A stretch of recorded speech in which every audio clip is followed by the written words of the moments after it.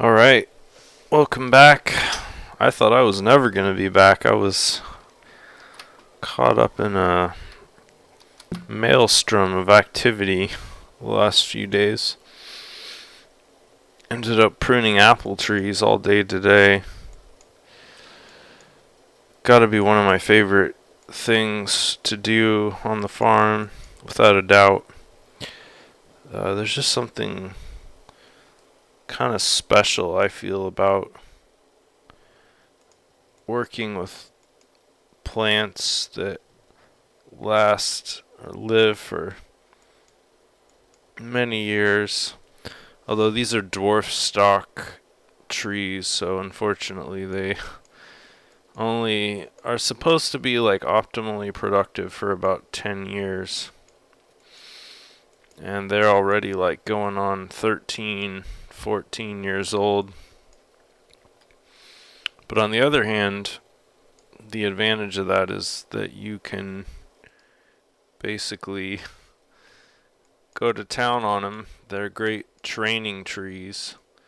And also, the other advantage is that they're pretty like out of control and wild to begin with, so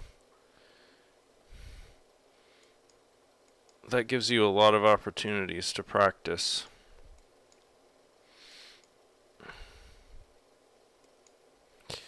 Just looking for a sim here. Corellian, that sounds kind of intriguing. It's a black box. Let's see if we can go here. No, no valid parcel. Oh well.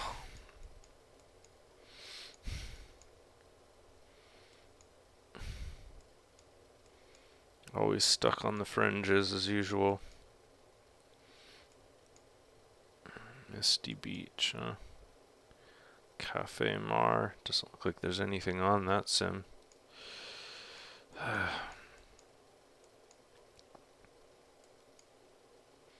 Coral Shores.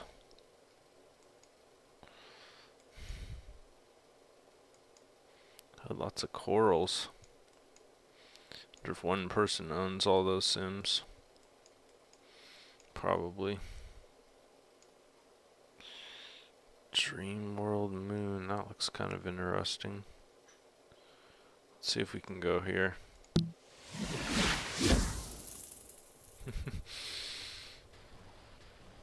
Alright, let's see. Looks like flying isn't turned off, so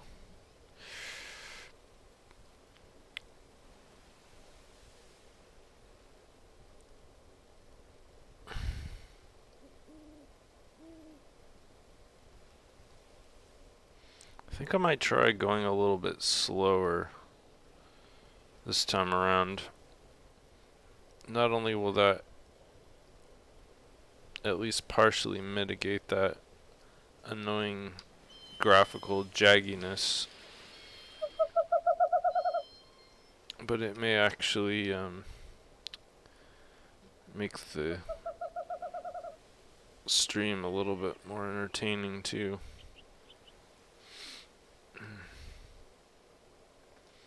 That's just a regular zoo. Got dolphins and orcas and owls and dragons and eagles. That's pretty cool. It's a neat model. Wonder if that's an animesh.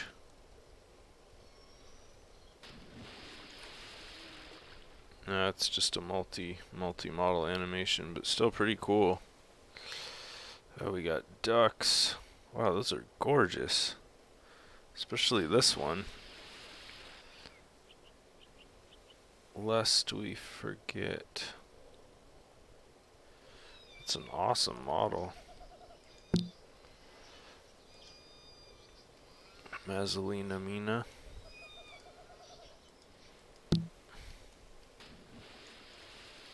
Looks like the same model, just 3 different texture jobs. It's kind of your standard female drake right there.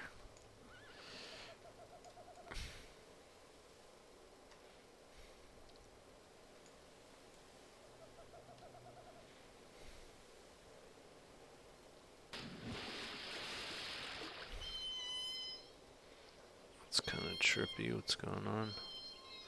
It's like moving individual parts of the model to simulate the animation. It's a pretty bizarre effect.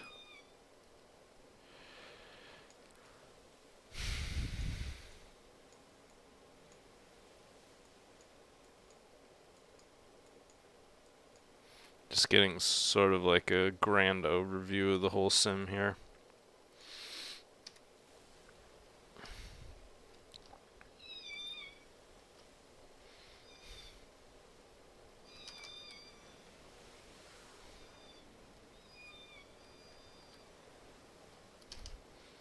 I don't think I've ever been on a sim that was this noisy. It's like the noisiest sim I've ever visited. Those are kind of cool. Got the cat farm over here.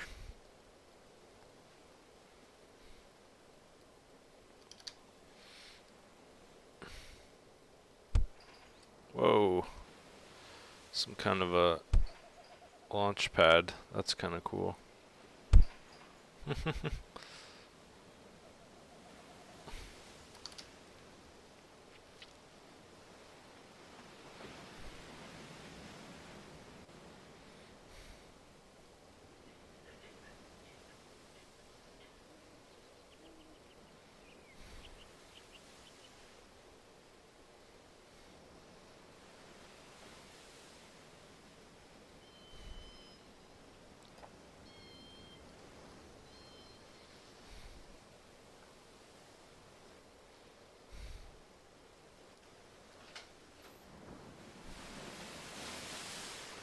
This blue jay. Squirrel.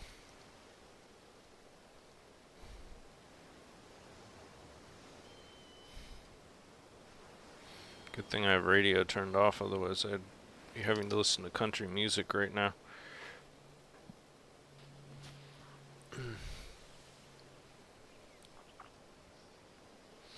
The more Sims I visit, the more I'm really kind of put off by...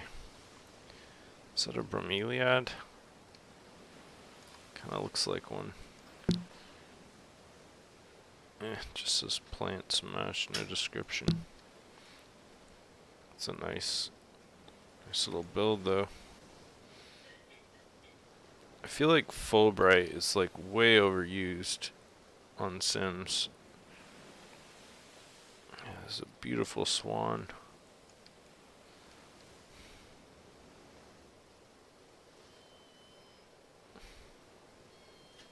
Probably one of the easiest birds to create in a virtual world, because literally this is all they do in real life. They just kind of like coast around rigidly with their wings in that posture. Actually, I really like this build though.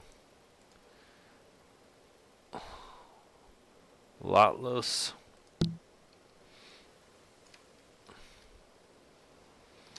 Well, it's a pretty beautiful sim. I mean, I definitely don't regret coming here, even though there's a kind of some extreme oversaturation, and the Fulbright, it's pretty endemic. There's a lot of stuff to look at, so that's good.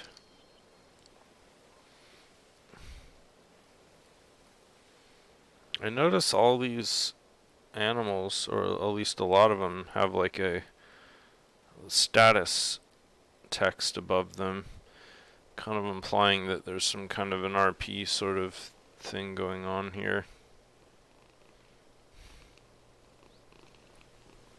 That's cool. One of these cats is purring.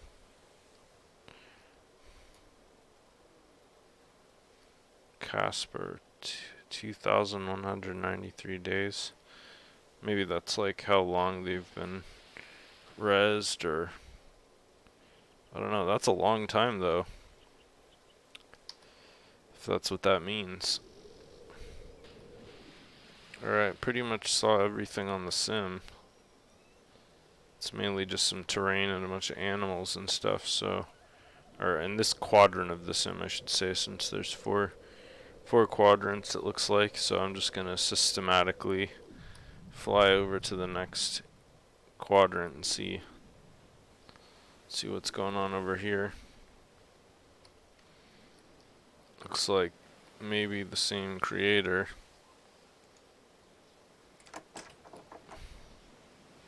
Just an empty house. Or at least mostly empty.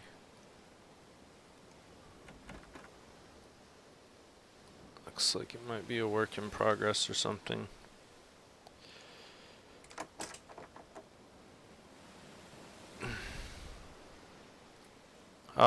Kugel83 is cluing me in on the animals. Apparently they're breedables.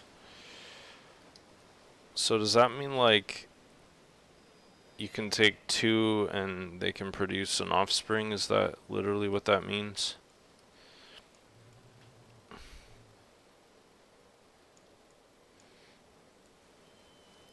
I know there are some really like sophisticated systems like that in Second Life, but I've never like experimented with any of them or bought any, so I know they're big money. Usually the creators make all their money by selling food for the animals. Yeah. Okay, cool. Well, I don't know what just happened there. I was trying to land on that building and then I just got launched into space.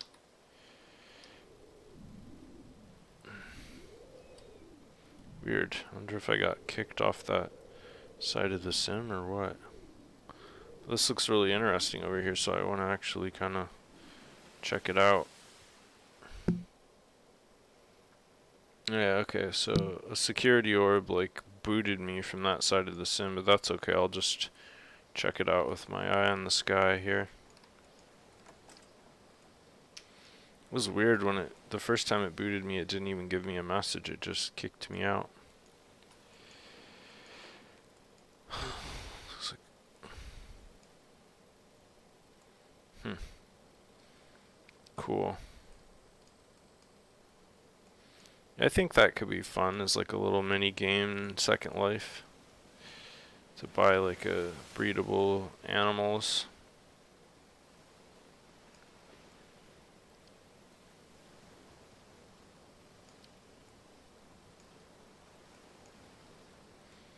I remember a long time ago like seeing a bunch on the marketplace, like they were listed as rare. I don't know, like that's kind of a funny concept from my point of view for like a virtual creature to be rare, especially if it's a breedable, but I guess some of the combinations of variables that make them unique can be rare. And people are reselling them. I guess it's just like with any collectible that the value is entirely dependent on what people think they're worth. Like Beanie Babies or whatever, you know, it's like it doesn't inherently have any value, but people get fanatical about it and suddenly this like special rainbow tiger is like the premium tiger that everybody's lusting after and everybody is willing to pay like top dollar.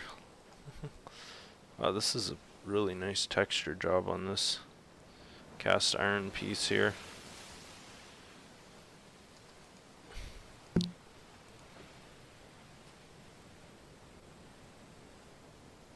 Random Matter, I guess, is the creators. SoVG. Really nice texturing job. Like this sugar just is really cool.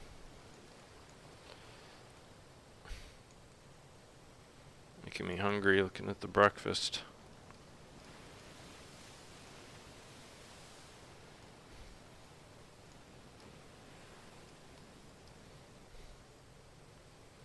Oh yeah, gotchas.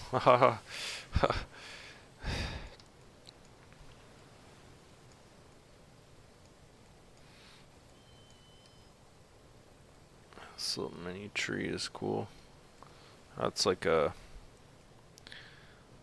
Groot or a Dryad or something. It's pretty cool.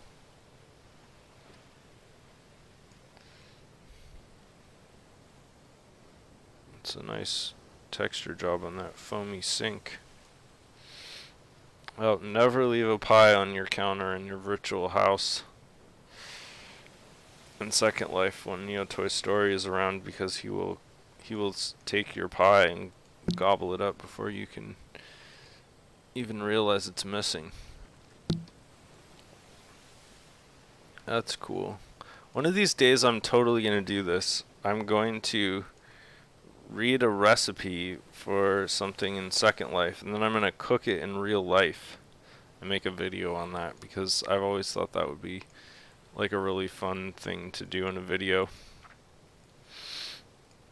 But I don't want it to be like a recipe book like that. I want it to be a like uh like a post-it note on somebody's virtual refrigerator, or something that's more like informal.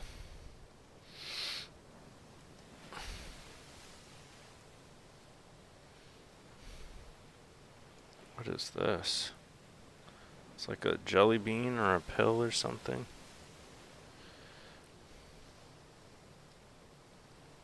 It's like some Harry Potter type stuff. Wow, that's a really nice job on the let's see what it says. Hemlock, huh? Interesting. I think I've ever seen hemlock in real life. Some magic mushrooms down here. There's a collection of wizard wands.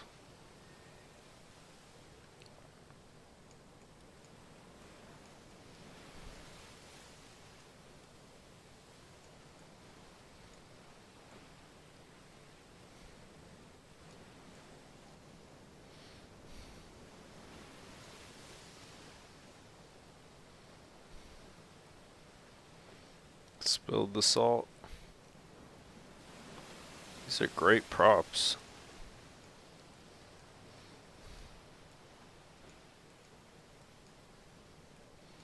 Alright, I noticed there was a second story, so I'm gonna go up there and see if there's anything. Most likely there won't be, because that's just standard for Second Life. Whoops, went a little too high there. It's the problem when you're a ghost. You can just go right through the walls of the roof or anything, and nobody can stop you. Pretty much just a bed and a chair. Oh, we got an alchemy station. This is for making the poisons. Yeah, you would kind of want that to be out of the way instead of in your living room. Oh, look at this chair. This is cool. It's like a skull chair for the poison station. That's pretty rad. La la la amor.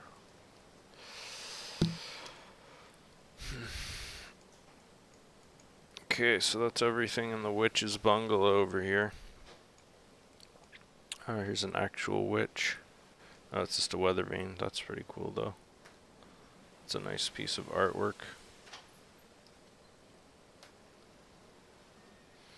Alright, what else do we have in this little magical glade? Swans, unicorns. Alright, I already saw those. Something interesting over here. Just some god rays, it looks like. Oh, swing. Whoops.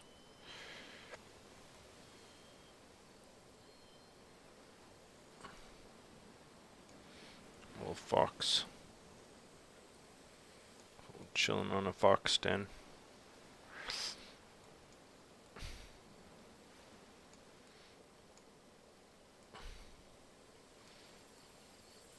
Oh, there's so many sounds. It's just really like a total soundscape.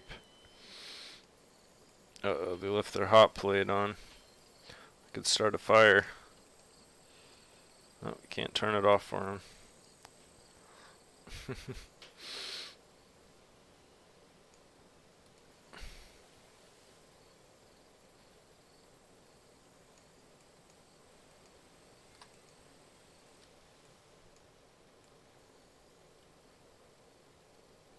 Okay, so it's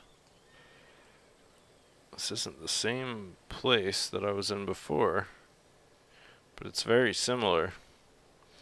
They just copied the main building and then put new props inside of a copy of the other building. Gonna wait for this stuff to res. Christmas treats. I like this butterfly book prop, is pretty cool.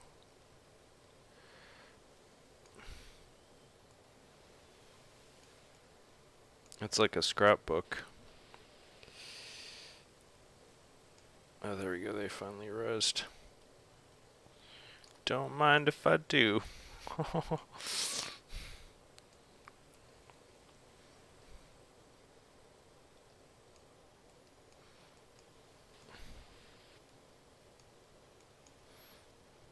Neotoy story is kind of like the anti-Santa. He doesn't come through the chimney, he just comes through the wall. And then he doesn't actually leave any presents, he just eats your food and opens your windows. He's more of a Krampus type character, really, than a Santa Claus. Well, I know who made all these props, but honestly, it just never gets old. I enjoy looking at the artistry, because it's some of the best in Second Life, without a doubt. I just think it's a little bit sad that a handful of creators are sort of like the dominant force on the marketplace and in props and stuff. But I mean, they did earn that position. Wow, that's pretty cool. It's like a... Oh, they did an amazing job on that specular map. It's like a... What's the astrology pumpkin of darkness. Jake Fordoon. Capricorn pumpkin. Yeah, I thought I recognized that constellation.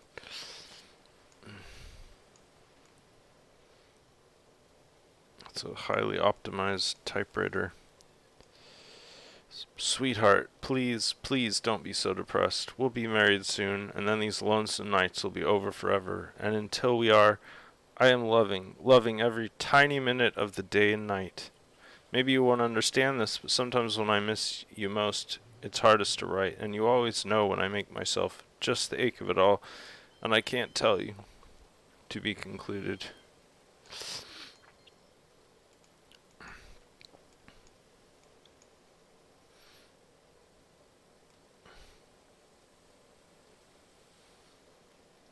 Well, those look like blueberries, but they're not. That's a really cool little centerpiece. Let's see who made this. Apple Fall, of course. I knew it was only a matter of time. I look at this toast holder. That's pretty rad. Cool chair, too. That's a really nice piece of work.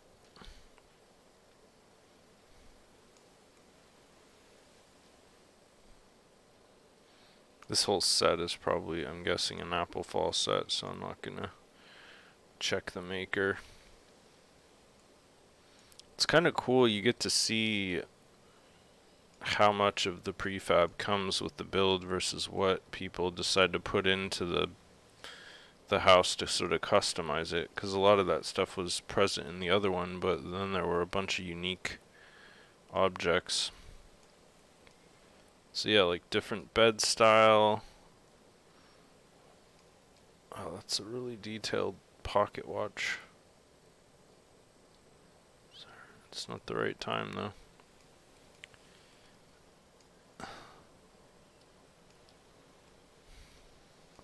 Uh-oh, you left your wallet and your passport and your airline tickets out. You know, Toy Story's gonna snatch those up.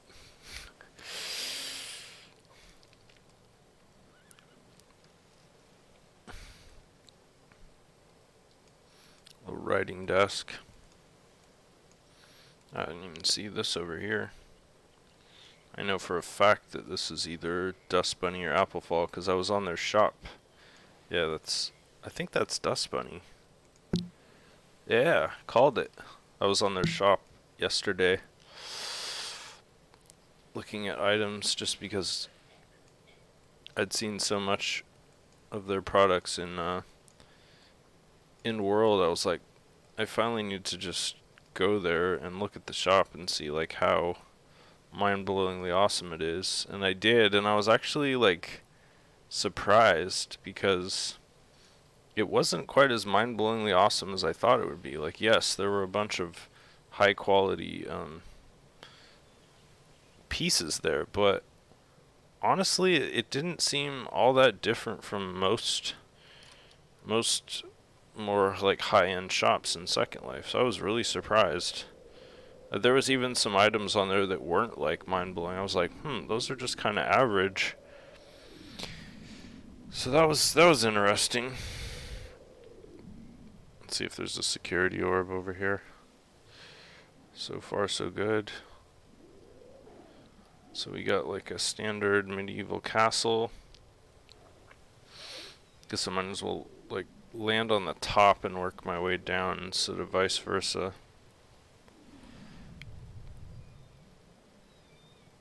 If there is a top, it kind of looks like the parapets are just for show. Oh, here we go.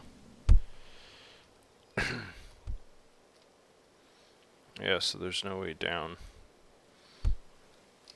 So it's kind of just more of a prop castle than an actual castle, but I wouldn't be surprised if like the first floor or something might have things in it.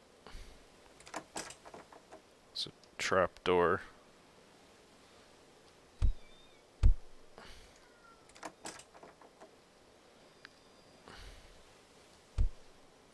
The keys to the kingdom.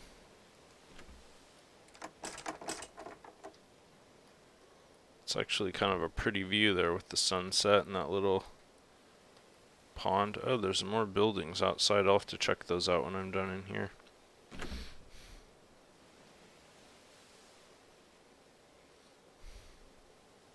It's like the Lord of the Manor over there just chilling.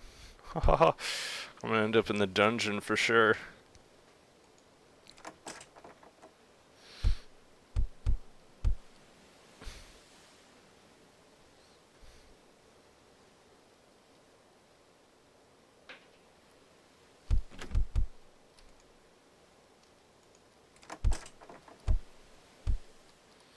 Just gonna use my like sky eye to kind of quickly scan around here.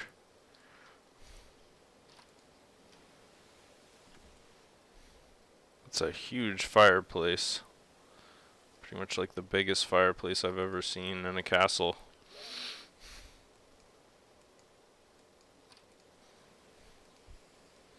So it kind of just looks like a bunch of bedrooms, pretty much.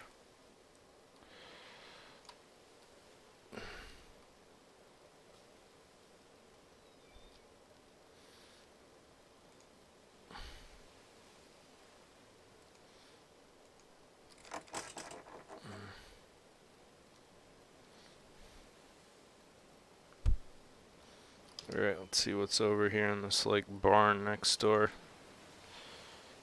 Oh, I don't have the key, huh?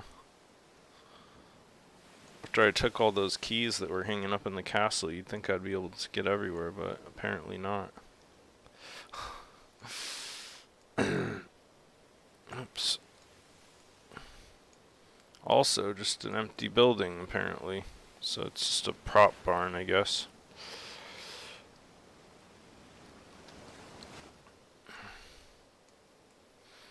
Well, that's cool, I guess. I mean, it looks like at least somebody is like building their own custom castle instead of just buying a prefab castle that's already put together. But yeah, that was the entire sim. Yep, 100%. So, I don't know. kind of cool. I mean, like lots of stuff to look at, lots of animals. I'll put the SLURL in the thing in case anybody wants to take a look. Let's see, I've got half an hour left, so that was nice. It took up like half the stream on that one sim. That was worth going to, I'd say, just because it was kind of relaxing and chill with like just the right quantity and variety of items. Alright, I'm gonna try to follow my procedures here so that I can do exploring with the least amount of disruptions and inconvenience.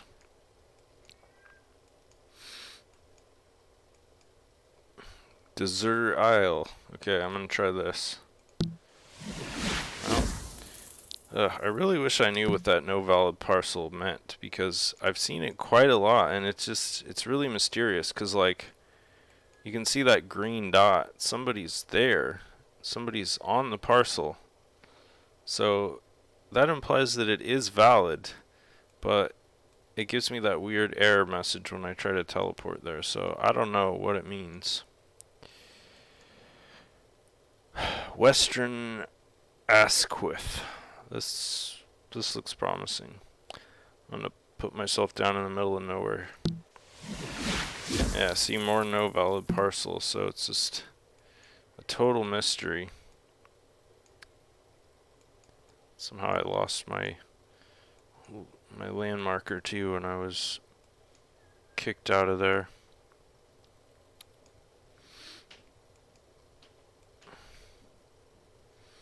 Melissa. Okay, let's try this.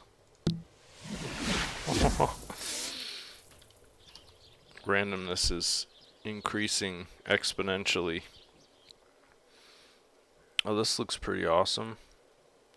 Like a Greco-Roman style build with a high degree of accuracy. Looks like the asset quality is medium. Feel like I've strolled into ancient Rome. Lots of interesting things happening here. I don't like the lighting though, so I'm gonna use my custom lighting so I can actually see what's happening. Alright, I'm just gonna paste the SL URL right away here, because this one looks totally promising to me. Let's see if I can find a piece of land really quick that I can click on. A far Roman city somewhere in provinces ruled by proconsuls Luliva Eve Mera Tomas and Lulila Sabinis. Gladiators, chariot racing, ancient theater, and Christmas shop. Also the headquarters of Eospica, whatever that is. Thank you, Windows Defender. Group owned.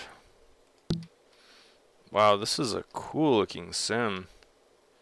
Someone clearly put a lot of thought and effort into the planning process before they started slapping stuff down. It's just so well laid out. I'm like really impressed with like the positions of each thing. Like here's the chariot racing, here's the theater, here's the gladiatorial coliseum. This looks like a temple over here. Here's a traditional Roman residence with the like water catcher. This is exciting. Of course, like anyone who's interested in architecture and logic and reason and all that, I mean, who isn't like inspired at least a little bit by the Roman Empire? I mean, yeah, there was some really like horrific, dark, awful aspects of the Romans, as with any empire. But on the other hand, you have to really give them some major props, the Romans and the Greeks, for creating some absolutely incredible pieces of artwork and architecture that have lasted much longer than anything created in the modern era is likely to last. I don't know. It's a real quandary, I think, trying to decide like if the merits of a civilization can outweigh the atrocities. I mean, I suppose it's pretty cut and dried. Like, you would just have to say no, the atrocities could never, ever, or you could never erase those atrocities with virtues. I feel like there should be kind of a zero tolerance policy for imperialism and genocide and torture and execution and all that stuff, but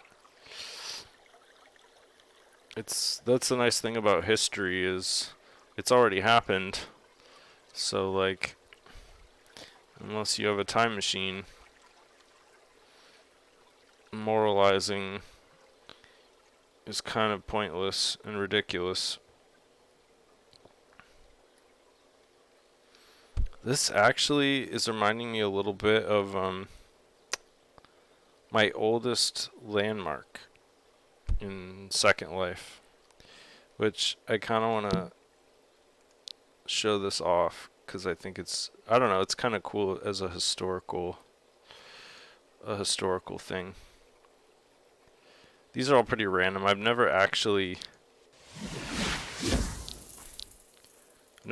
used the landmarks very much, but this right here. So Monday, September 25th, 20833, 2006 was when I acquired this landmark, the Egyptian temple Themyscira, which was just a totally mind-blowing epic build that was created a million years ago in Second Life. And I found out who created it recently, but unfortunately I don't have their resident name memorized, but it was just it was kind of light years ahead of anything else that was in Second Life at the time, at least that I'd seen. Like, you would res there and you would be thrown into this period accurate Egyptian temple, like sort of that was set during the heyday of the pharaohs in Egypt when they were at the height of their power, and it was just this like beautiful recreation of this Egyptian city. And on top of that, you could buy all of the props and artifacts and stuff that back then, of course, there was no mesh, there was no sculpts, it was all created out of prims. And the person who did the creation was like a true wizard of texturing and torturing prims to create these highly authentic Egyptian artifacts. Like, literally, they were like, I would classify them as museum grade. They were that true to life.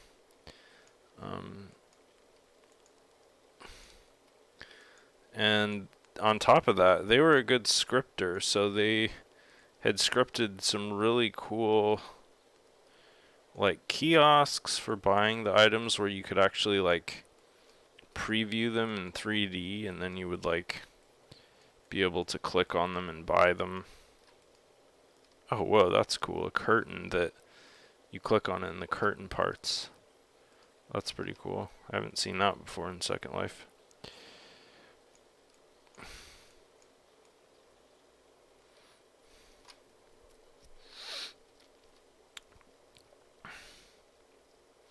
But yeah, I think that was my first landmark that I ever made in Second Life, and I think it might have even been the first like high quality sim that I ever visited,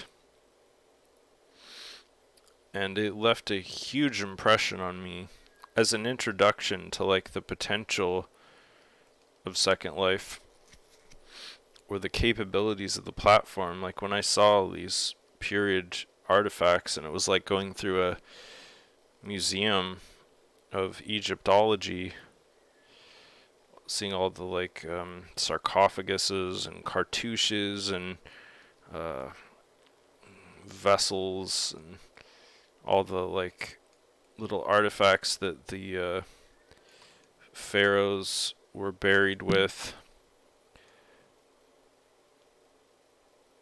Medieval fantasy, I've seen that creator's work before. But it was like, here you are in ancient Egypt, like just strolling around. And that's the power of the virtual world. You don't have to leave your living room. You can travel anywhere and see things. I mean, this was before, well, virtual reality existed at the time, but it was like you had to be a really, really weird person to own like virtual reality. You had to be like a super nerd, you know? It wasn't like commonplace like it is nowadays.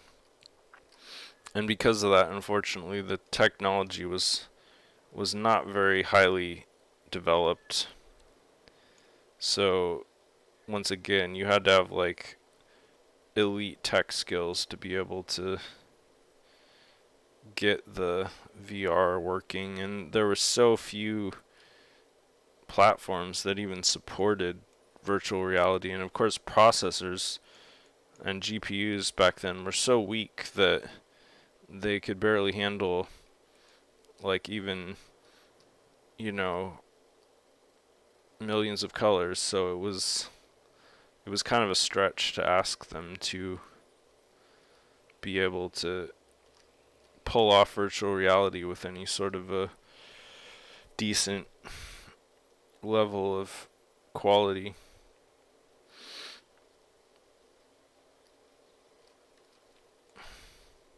But I remember thinking at the time, this is cool. It's like a little phoenix. Great job on the textures. Actually, this is awesome. I made this. Corwin LaCourte. It's animated too. It's pretty cool. Yeah, but I remember thinking at the time, like, wow, in a few decades, this is gonna be like the next level of gaming and of experience. And it didn't really turn out to come true, that prediction, because like even now with VR being more or less mainstream or considered mainstream by a lot of people, it isn't really. It's still an extreme fringe. And even Philip Linden himself, who is still working hard on his high fidelity project, which is sort of the successor to Second Life and is supposed to be like the next generation, doing all the things that Second Life could never really do and fulfilling all the promises that Second Life kind of made but never really could bring fully to fruition. Even Philip Linden has said that like VR is never going to catch on as long as you have to. Hi, look, it's insane. 9. How's it going? But yeah, he said that it's never going to catch on as long as people have to put on this huge headgear. And he said something like, oh,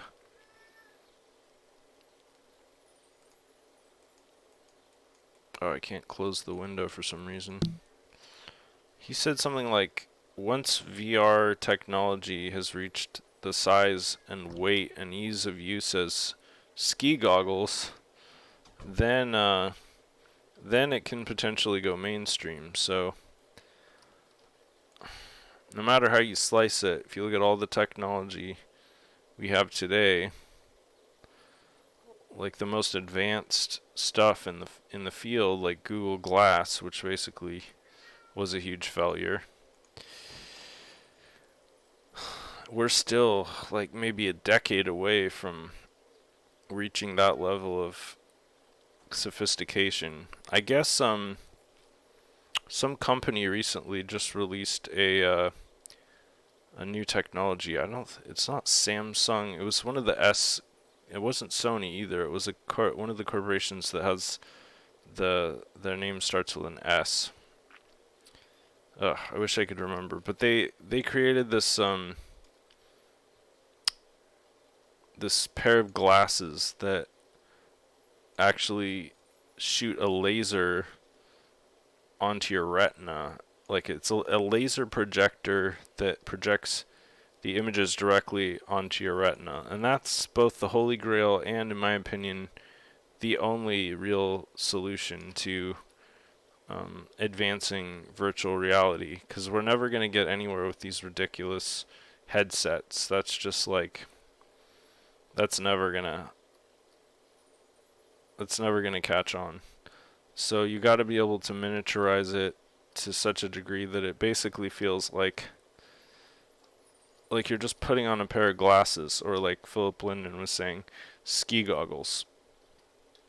Personally, I think it needs to be even simpler than that. I think that you have to have like basically a band that just goes over your eyes, or something that's like a sleep mask, and then it has these laser projectors that then project the images directly onto your retina.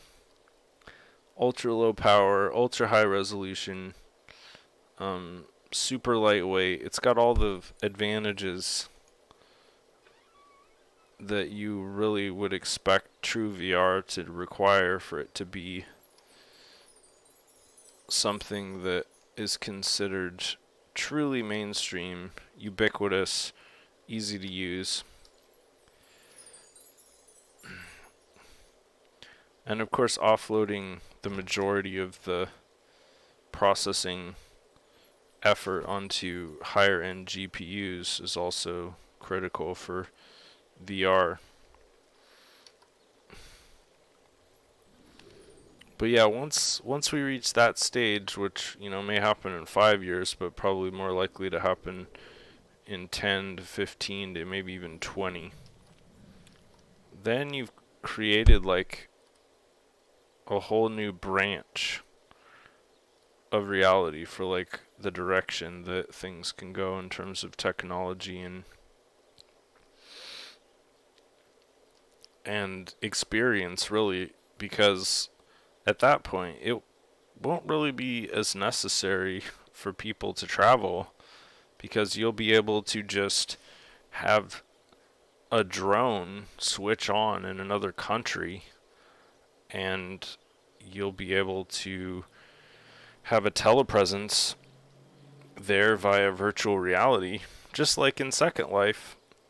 I mean, I'm talking about a real world version of Second Life. Like, imagine you're in your house, sitting down in a comfortable chair, and you've got these ski goggles on your face, and in France or Russia or Tibet or wherever, there's a drone flying at head height that is basically giving you a first person perspective of what that drone is seeing, and you're able to control that drone.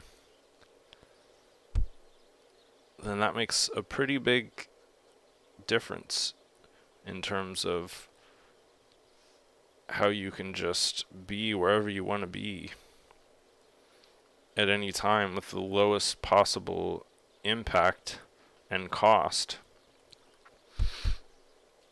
And then, of course, that extends into the virtual world as well, because the transition would be seamless from a drone, a real physical drone in the real world, to basically just shifting that perspective into an avatar in a virtual world. On the other hand, like, all of that extremely speculative. This is cool, these little temples, and taking forever for these sculptures to res, though. Oh, that looks like photogrammy there. It's a really sloppy mesh, non-manifold.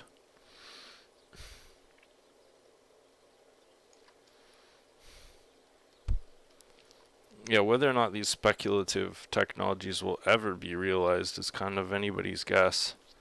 Especially when you assume that, like, we've got all these other external pressures happening, like climate change and disease outbreaks and whatnot. It's like, will civilization even be here in 15 years? So it's really kind of an interesting juxtaposition of potentials, I think.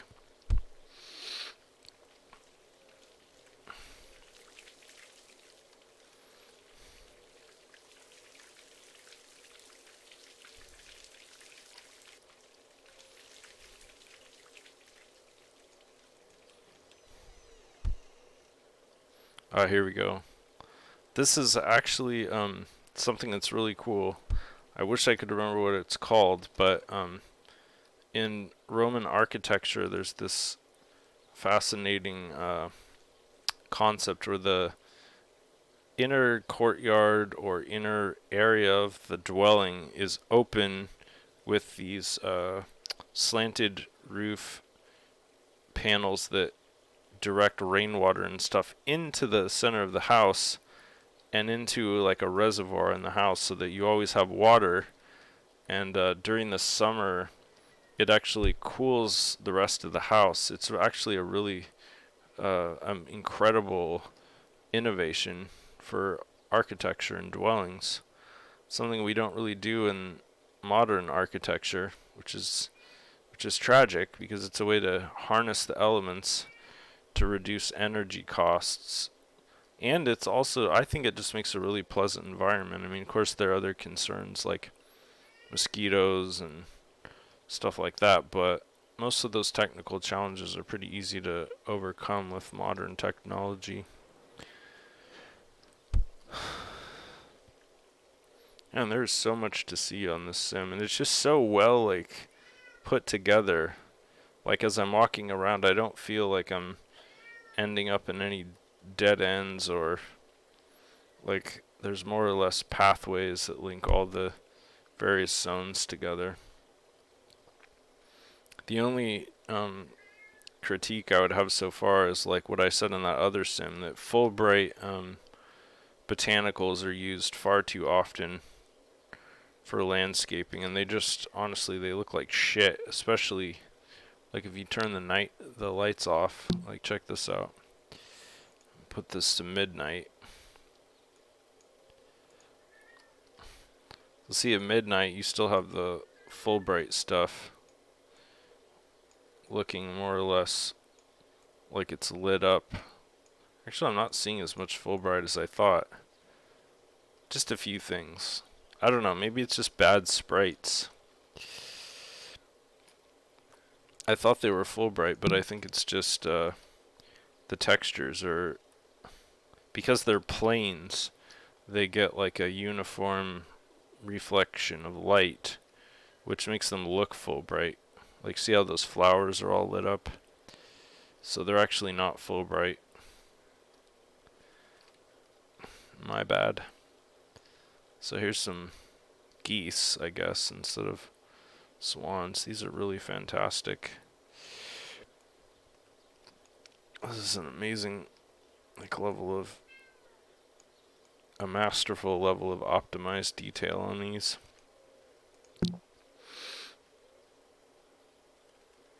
Aki 69.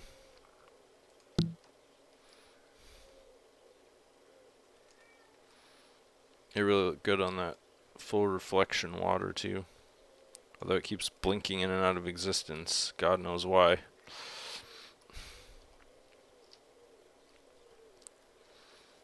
Really want to get inside more of these buildings because there's so much to see inside. That's where the really exciting stuff is happening. It's like a big ox cart.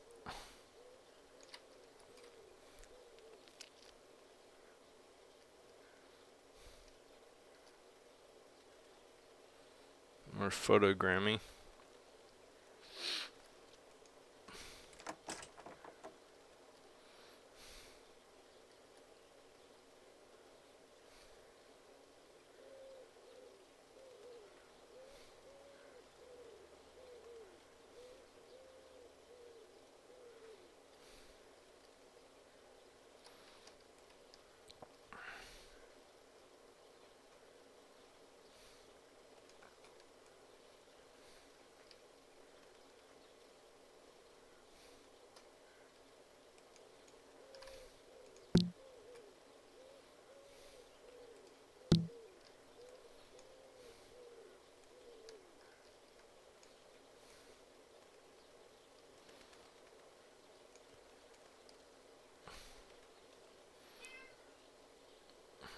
No rains.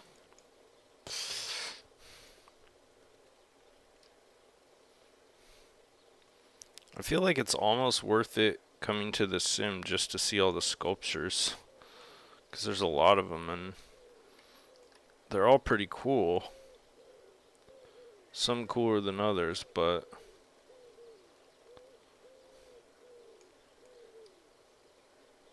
also it seems like every single one I've checked so far has been made by a different person, which is kind of neat. Yeah, Silius Merlin.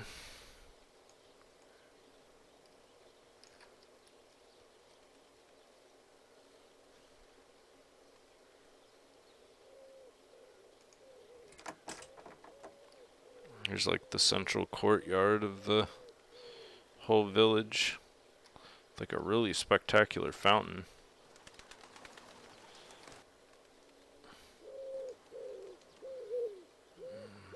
Doves.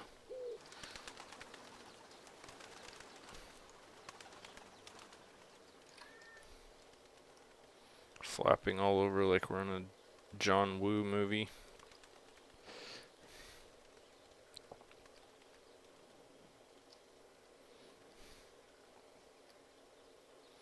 Look at that, you can actually rent these little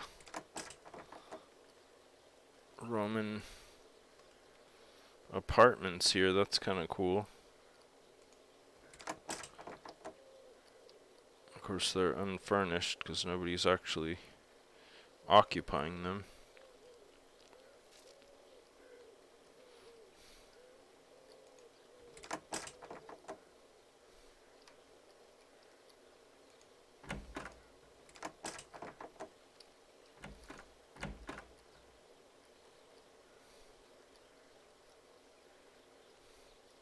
What this sun thing is. Oh, it's a dance ball. Those things are for like when you want to have a big dance party or whatever. Everybody can click on that thing, and then it like positions all the avatars out on the like dancing area and loads them with animations.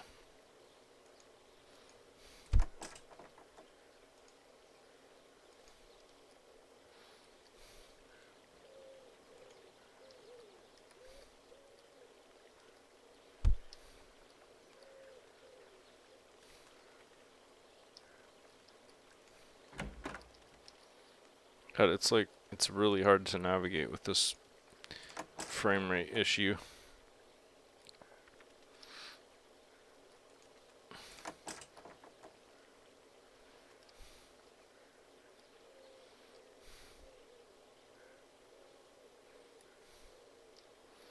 Normally, when I was wandering around a sim like this, I would have gotten lost by now and started backtracking. But because this sim is so like densely packed with structures, it hasn't happened yet, which is kind of nice.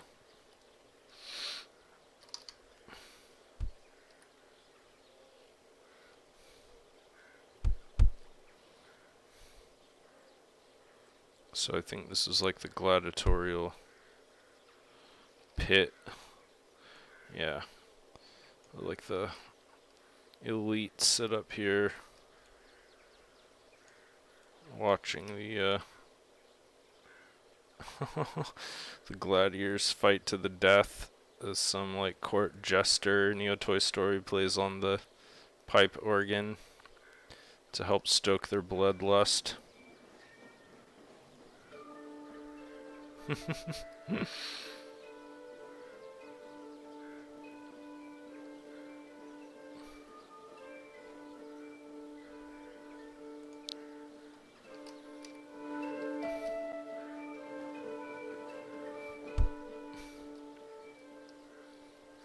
Yeah, this is a cool sim.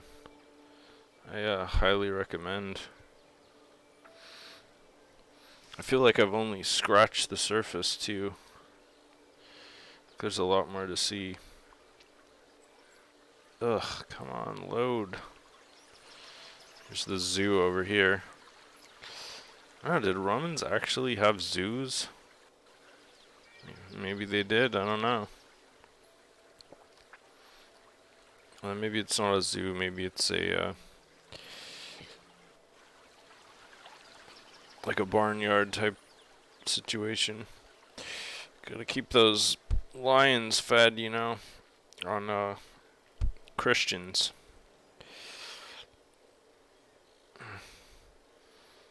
Even though the assets are kind of like mid-range, I have to say there's like several times when I've just been wandering around the sim where I've came across like a little vista or courtyard or corridor or whatever, and it just was, I was like struck by how aesthetically pleasing it was. So really good job on the layout, whoever did the landscaping. I guess this is the jail or what? I don't know. Maybe like where they train the soldiers. Just like a sand pit.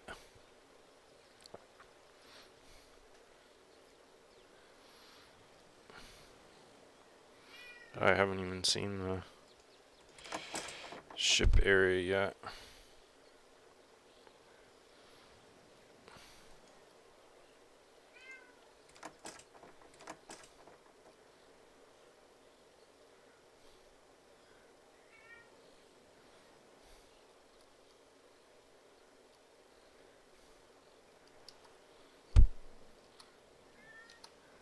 And they didn't turn off flying, so major kudos there. Whoops. Ugh.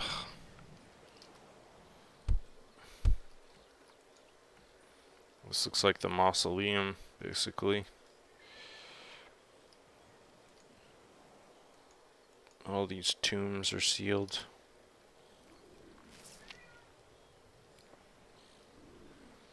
It's the shipyard. Or the docks, I guess.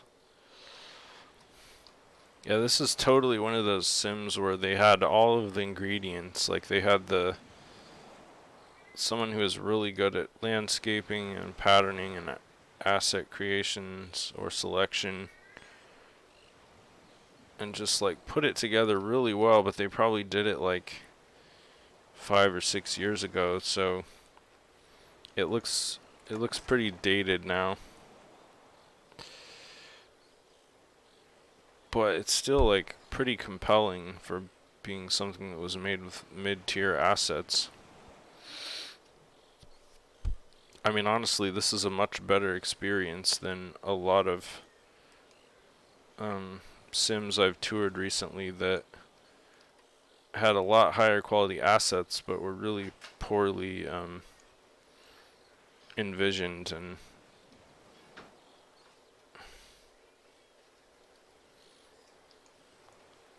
implemented. So I'm basically over my hour limit, so I'm going to be shutting down the stream here in a minute or two, but this was a pretty cool find, this sim. I hope you all appreciated it and enjoyed the stream. There's a lot more to see here, obviously, so I totally recommend checking it out on your own time if you're feeling so inclined. And yeah, I think that's about it for this stream. Neotoy Story's gonna have a little fishy snack here with some grapes, and that looks pretty tasty.